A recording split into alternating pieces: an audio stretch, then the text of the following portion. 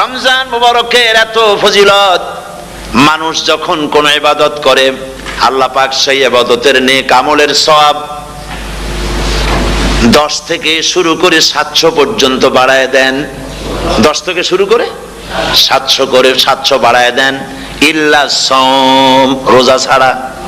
নবীজি বলেছেন রমজান মুবারকে কেউ যদি একটি নফল কাজ আদায় করে, একটি নফল ইবাদত করে, অন্য মাসের একটি ফরজ আদায় করার সওয়াব আল্লাহ পাক নামায়ে আমলে দিয়ে দিবেন। রমজান মুবারকে কেউ যদি একটি ফরজ আদায় করে, অন্য মাসের 70টি ফরজ আদায় করার মতো সওয়াব আমলনামায় আল্লাহ দিয়ে দিবেন। সুবহানাল্লাহ। এই মাস আমাদের সামনে, আল্লাহু আকবার বলি, আল্লাহু আকবার বলি, আলহামদুলিল্লাহ। এই পবিত্র মাস আমাদের সামনে। এই মাসে এত সওয়াব, নফল হয় ফরজের মতো আর ফরজ হয় 70টা ফরজের মতো। এত সওয়াব কেন হইল? আমরা না খেয়ে থাকি সেই জন্য নাকি? বলতে পারেন কেন হলো? একটি কারণ, শাহরু রমাদান আল্লাযী উনজিলা ফীহিল কুরআন। সুবহানাল্লাহ বলবেন না? এই রমজান মাস হচ্ছে সেই মাস যে মাসে আল্লাহ রাব্বুল আলামিন কোরআনে কারীমকে নাজিল করেছেন। এই মাসের মধ্যে একটি রাত আছে, খায়রুম মিন আলফি শাহর, যে রাতটি 1000 মাসের চাইতে বেশি গুরুত্বপূর্ণ আল্লাহর কাছে। সুবহানাল্লাহ। একটি রাত 1000 মাসের চাইতে গুরুত্বপূর্ণ। 1000 মাস ক্যালকুলেটর দিয়ে হিসাব করলে দেখা যায় যে 1000 মাসে 83 বছর 4 মাস হয়।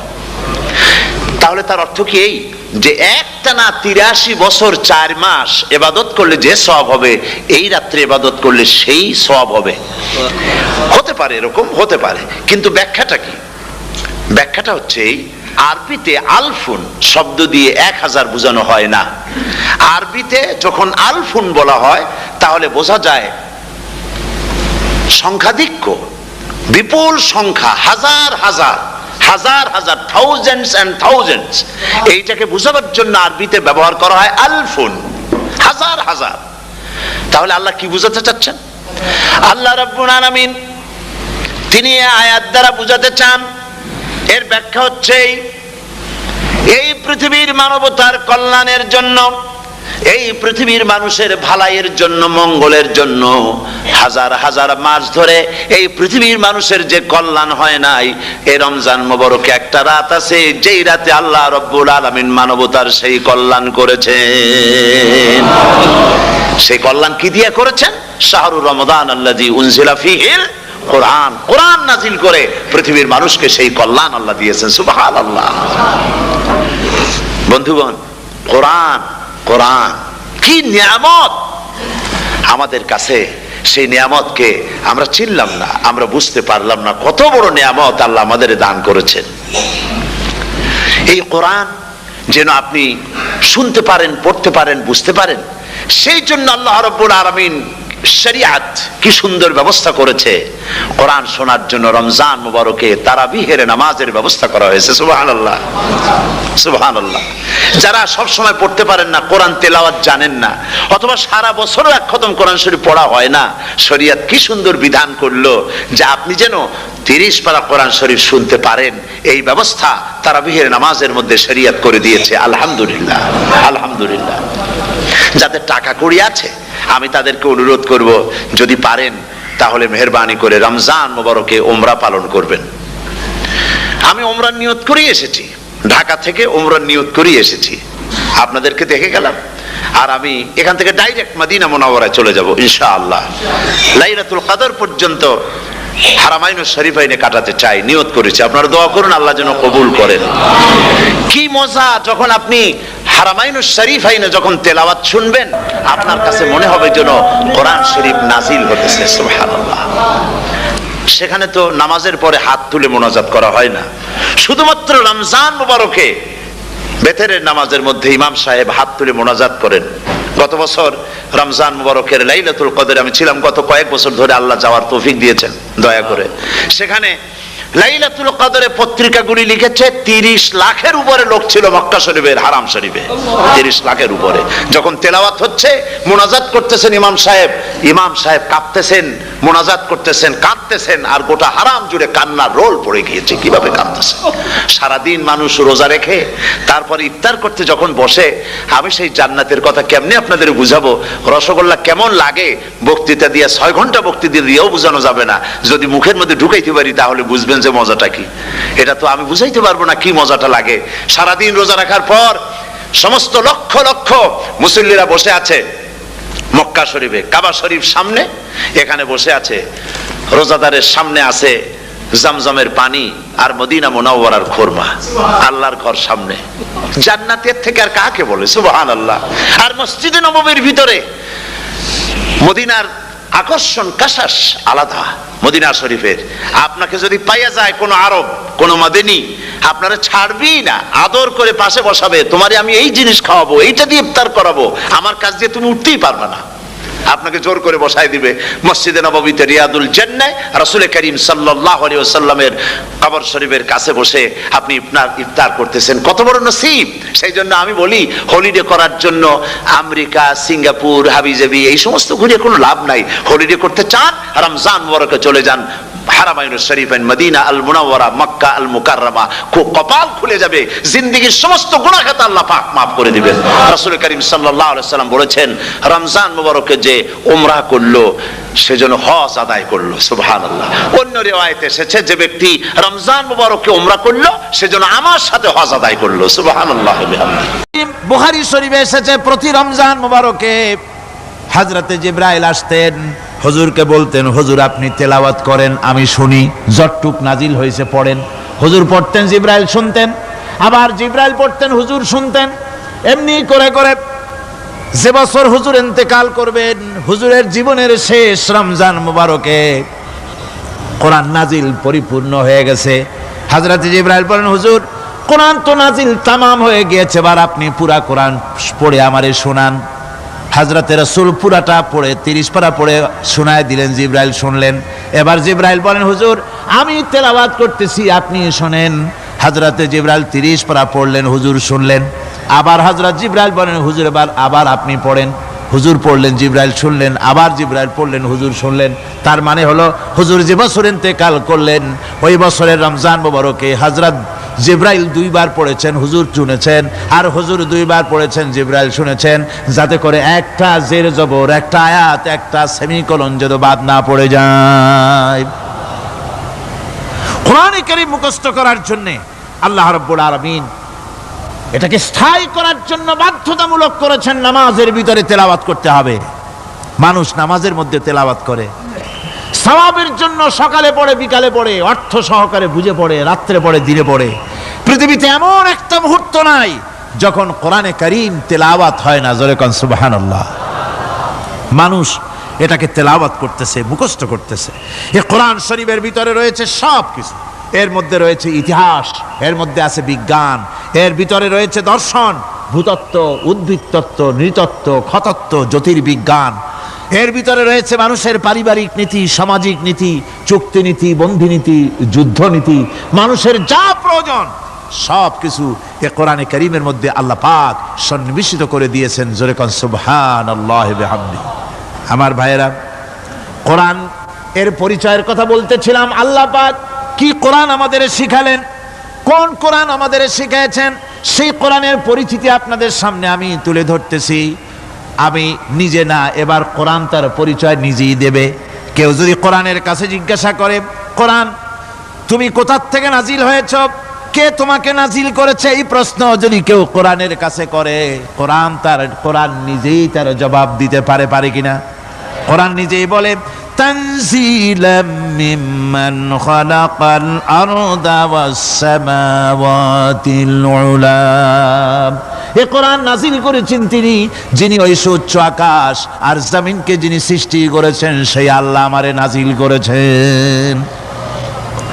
কোরআনের কাছে কেউ যদি প্রশ্ন করে, ও কোরআন, এই পৃথিবীতে নাজিল হওয়ার আগে তুমি কোথায় ছিলে, কেউ যদি প্রশ্ন করে, কোরআনে কারীম নিজে নিজের পরিচয় শোনায়, আমি কোথায় ছিলাম শোনো, বাল হুয়া কুরআনুম মাজিদুন ফি লাউহিম মাহফুজ, বরং এই কিতাব অতীব মর্যাদা সম্পন্ন সুরক্ষিত ফলকে লিপিবদ্ধ ছিল, আমি ছিলাম লোহে মাহফুজে, সেখান থেকে এসেছি। যদি কেউ প্রশ্ন করে কোরআন কি, কোরআন তুমি কার উপরে অবতীর্ণ হয়েছ, জবাব কোরআন নিজেই দেয়, ওয়া আমিনু বিমা নুজিলা আলা মুহাম্মাদ ওয়া হুয়াল হাক্কু মির রাব্বিহিম, ঈমান আনো সেই জিনিসের উপরে যেটা মুহাম্মদ সাল্লাল্লাহু আলাইহি ওয়াসাল্লামের উপর অবতীর্ণ হয়েছে। আবার অন্য আয়াতেও জবাব পাওয়া যায়, তাবারাকাল্লাযী নাযালাল ফুরকানা আলা আবদিহি লিয়াকুনা লিল আলামিনা নাযীরা, অতীব বরকতপূর্ণ মহান সত্তা সেই আল্লাহ রাব্বুল আলামিন, যিনি তার বান্দার পরে ফুরকান অবতীর্ণ করেছেন। সুবহানাল্লাহি বিহামদি। কোরআনের নাম আমি বলেছিলাম শুধু কোরআন নয়, অনেক নাম আছে। কোরআনের আরেক নাম ফুরকান, কোরআনের আরেক নাম কি? আল ফারকু বাইনাল হাক্কি ওয়াল বাতিল। কোরআন হচ্ছে সেই মহাসত্য যা মিথ্যা এবং সত্যের মধ্যে পার্থক্য সূচিত করে, মঙ্গল এবং অমঙ্গলের মধ্যে পার্থক্য সৃষ্টি করে, যা সত্য এবং মিথ্যার মধ্যে তাফরিকা সৃষ্টি করে, সত্যকে মানুষকে বুঝিয়ে দেয়, তার নাম হচ্ছে ফুরকান। এবার যদি প্রশ্ন করা হয়, ও কোরআন, বুঝলাম তুমি লোহে মাহফুজে ছিলে, বুঝলাম তুমি নবীজির উপরে নাজিল হয়েছো, এবার বলো তুমি কোন মাসে নাজিল হয়েছো, তুমি তো আসছিলা প্রথম কোন মাসে নাজিল হয়েছো? এ প্রশ্ন যদি কেউ করে, কোরআন তার জবাবে বলবে, শাহরু রমাদানাল্লাযী উনজিলা ফীহিল কুরআন, রমজানের পবিত্র মাসে আমি অবতীর্ণ হয়েছি। সুবহানাল্লাহ। যদি প্রশ্ন করা হয়, রমজানে তো আসছো, কিন্তু প্রথম নাজিল হয়েছিল কোন সময়? ওটা কি দিন ছিল না রাত ছিল? কোরআন তার জবাবে বলে, ইন্না আনজালনাহু ফি লাইলাতিল কদর, কদরের পবিত্র রাতে আমি এই পৃথিবীতে আমার আগমন ঘটেছিল। যদি প্রশ্ন করা হয়, বুঝলাম সবই, কেন নাজিল হয়েছে তুমি, এই পৃথিবীতে তোমার আসার উদ্দেশ্য কি, মূল কাজটা কি? এই প্রশ্ন যদি করা হয়, কোরআনে কারীম তার জবাবে বলে, শোনো কেন এসেছি, লিতুখরিজান নাসা মিনাজ যুলুমাতি ইলান নূর, আমার মিশন হচ্ছে গোটা বিশ্ব মানবতাকে পঞ্জীভূত জমাট বাঁধা অন্ধকারের ভেতর থেকে টেনে বের করে আলোর সন্ধান দিতে, আলোর দিকে আনার জন্য আমি কোরআন নাজিল হয়েছি। গোটা পৃথিবীর মানুষ আছে অন্ধকারের ভিতরে। কিসের মধ্যে? অন্ধকার কি? অন্ধকার হচ্ছে পুঁজিবাদ, অন্ধকার সমাজতন্ত্র, অন্ধকার ধর্ম নিরপেক্ষতাবাদ, অন্ধকার জাতীয়তাবাদ, মানুষের তৈরি করা যত মতবাদ সব কি? জোরে কোন সবগুলি কি? ربنا ظلمنا أنفسنا وإن لم تغفر لنا وترحمنا لنكونن من الخاسرين সবাই পড়েন ربنا ظلمنا أنفسنا وإن لم تغفر لنا وترحمنا لنكونن من الخاسرين ربنا ظلمنا أنفسنا وإن لم تغفر لنا وترحمنا لنكونن من الخاسرين রব্বুল আলামিন প্রচন্ড ঠান্ডাকে উপেক্ষা করে হাজার হাজার নারী পুরুষ স্টেপনি গ্রিন স্কুলে আল্লাহ তোমার কোরআন শোনার জন্য, তোমার নবীর হাদিস শোনার জন্য দীর্ঘক্ষণ বসে আছেন। এতক্ষণ আমরা যে আলোচনা করলাম, দরুদ ও সালাম পড়লাম, মেহেরবানি করে সওয়াবটুকু রাসূল করিম সাল্লাল্লাহু আলাইহি ওয়াসাল্লামের রূহ মুবারকে পৌঁছায় দাও। তামাম পৃথিবীর মাটির নিচে যত মুমিন মুমিনাত শুয়ে আছেন, আল্লাহ তাদের আরওয়ার পরে সওয়াব পৌঁছায় দাও। রব্বুল আলামিন আমরা সবাই মিলে আজকে দোয়া করি, আমাদের মধ্য থেকে আমাদের আব্বা জান আর আমাদের মা যাদের মারা গেছে, কবরগুলিকে জান্নাতের টুকরায় পরিণত করে দাও। ও রব্বির হামহুমা কামা রব্বায়ানি সগীরা। সবাই পড়েন রব্বির হামহুমা কামা রব্বায়ানি সগীরা। আয় আল্লাহ তাআলা, আত্মীয় স্বজন যদি বিদেশে থাকে, টেলিফোনে খোঁজ খবর পাওয়া যায়, চিঠি দিয়েও 6 মাস 1 বছরে খোঁজ খবর নেওয়া যায়। কিন্তু আমাদের মা বাপ যাদের দুনিয়া থেকে বছরের পর বছর হলো বিদায় হয়ে গেছে, টেলিফোন বা চিঠিপত্রের কোনো সিস্টেম নাই, কোনো কায়দা নাই, কোন হালতে কবরে আছে জানি না। আল্লাহ তুমি দয়া করে আমাদের বাপজান যাদের মারা গেছে, আল্লাহ কবরটারে বেহেশত বানাইয়া দাও।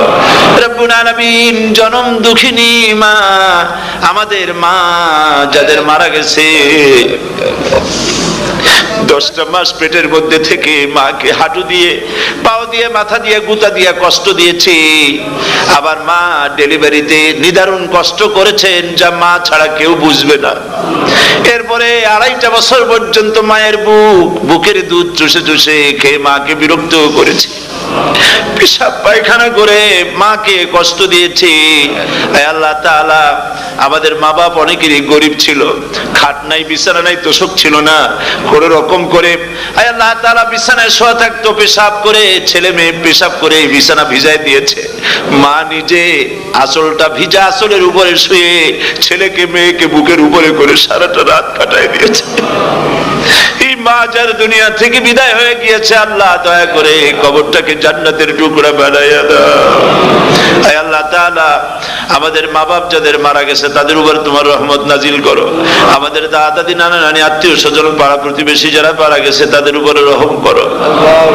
রব্বুল আলামিন আয় আল্লাহ তাআলা আমরা যারা হাত তুলেছি, তোমার বান্দা বান্দিরা হাত তুলেছে, তুমি আরশে আজিম থেকে একটু তাকায় দেখো।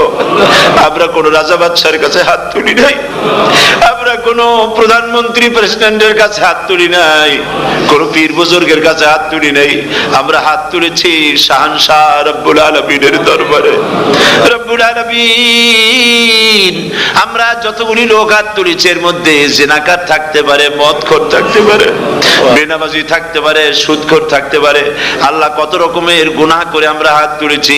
আল্লাহ তুমি যদি দয়া করো আজকে আমাদের এই লোকগুলি কি তোমার বান্দা বান্দি গুলারে যদি মাফ করে দাও, আকাশের জমিনে এমন কেউ নাই যার কাছে তোমার এজন্য কৈফিয়ত দেওয়া লাগে। রব্বুল আলামিন দয়া করে আমাদের জিন্দেগির গুনাহ মাফ করে দাও।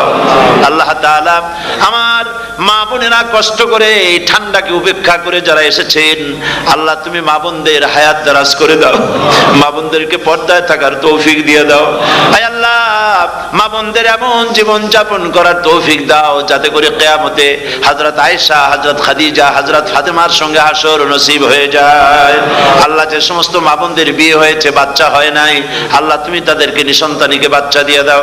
যাদের মেয়ে বড় হয়েছে বিয়ে দিতে পারে না, বিয়ের বন্দোবস্ত করে দাও। রব্বুল আলামিন মা বোনদের যাদের রোগ আছে, ব্যাধি আছে, আল্লাহ দয়া করে সব অসুখ মাফ করে দাও। আল্লাহ আমরা যারা হাত তুলেছি ঋণগ্রস্তদের ঋণ পরিশোধের তৌফিক দান করে দাও। আল্লাহ তাআলা অসুখ বিসুখ যাদের আছে মাফ করে দাও। যারা নাকি হালাল ব্যবসা করে আল্লাহ হালাল ব্যবসা বরকত দিয়ে দাও। হারাম ব্যবসা যারা করে, আল্লাহ মদের ব্যবসা যে হারাম ব্যবসা, তুমি মুসলমানদের মনের মধ্যে জাহান্নামের ভয় দিয়ে দাও। আল্লাহ মদের ব্যবসার মতো জঘন্য ব্যবসা থেকে মুসলমানদের বাঁচাও। আল্লাহ আল্লাহ রব্বুল আলামিন জিনা থেকে বাঁচাও, সুদ থেকে বাঁচাও, ঘুষ থেকে বাঁচাও। এই পবিত্র রমজান মাস আসতেছে, কাদের তুমি মাফ করবে তুমি জানো।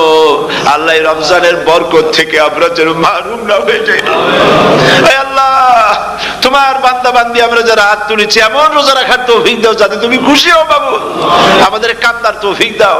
সেহরি ভালোভাবে সেহরি করা, তোমাকে খুশি করার জন্য ইফতার করা, তোমার খুশির জন্য রোজা রাখা, তেলাওয়াত করা, সেজদা দেওয়া, নামাজ পড়া, জিকির করা, আল্লাহ তাআলা এগুলি বেশি বেশি করে করার তৌফিক আমাদেরকে দান করে দাও। রব্বুল আলামিন এই মাহফিলের ভিতরে বহু মানুষ আছে জীবনে কাবা শরীফ চোখে দেখে নাই, জীবনে তোমার হাবিবের রওজা চোখে দেখে নাই। আজকে একটা দোয়া করি তোমার কাছে, আমার মা বোনের আর ভাইরা যারা হাত তুলেছে, আল্লাহ তুমি দয়া করে মেহেরবানি করে জীবনে অন্তত একটা বার কাবা শরীফ চোখে দেখার তৌফিক দিয়ে দিও। রব্বুল আলামিন বাংলাদেশ থেকে আমাদের হাজার হাজার লাখ লাখ মুসলমান নরনারী বিদেশে চাকরি করার জন্য, ব্যবসা করার জন্য এসেছে। আল্লাহ চাকরি করতে এসে, ব্যবসা করতে এসে যেন ঈমান নষ্ট কারো না হয়। আল্লাহ সকলের ঈমান মজবুত রাখার তৌফিক দান করে দাও। আয় আল্লাহ তোমার কাছে একটা দোয়া করি, জাহান্নামের আগুন 3000 বছর বসে উত্তপ্ত করেছো, জাহান্নামের আগুনে আমরা জ্বলতে পারবো না বাবা। জাহান্নামের আগুন আমাদের জন্য হারাম করে দাও আল্লাহ। আল্লাহুম্মা আজিরনা মিনান নার।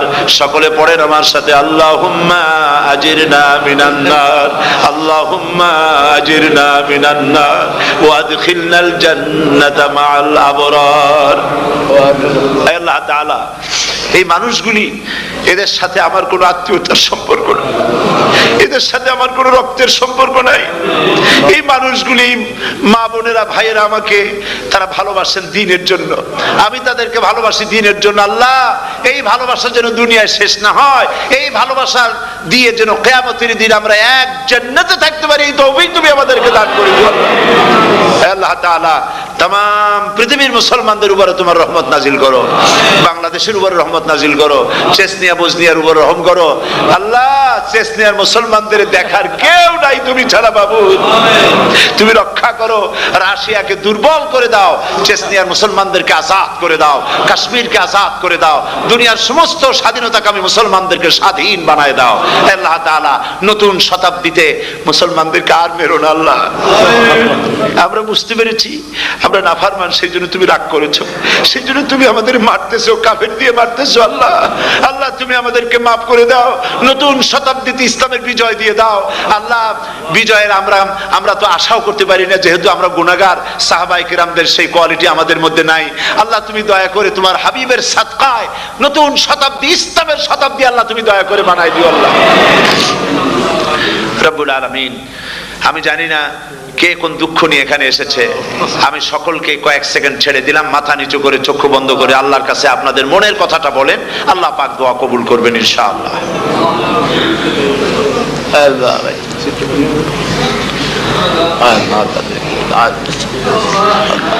আল্লাহ তাআলা, তোমার বান্দারা বান্দিরা মনে মনে যে যা চাইলো আল্লাহ, সকলের নেক আশা তুমি পুরা করে দাও।